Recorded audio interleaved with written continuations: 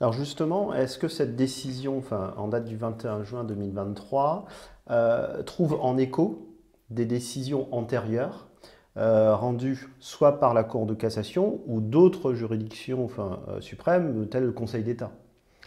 Oui, tout à fait. Cette décision s'inscrit, ce qui nous donne le plaisir de nous retrouver régulièrement, dans un mouvement jurisprudentiel qui, de manière récurrente, sanctionne les développements de la doctrine administrative dont on avait déjà eu l'occasion de souligner le caractère problématique.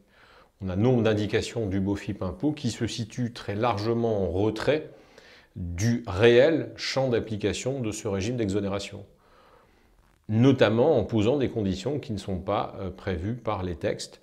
Et avec une grande constance, la Cour de cassation, mais aussi le Conseil d'État, censurent, pour violation de la loi ou défaut de base légale, les décisions de cours d'appel qui suivent l'administration fiscale sur ce terrain.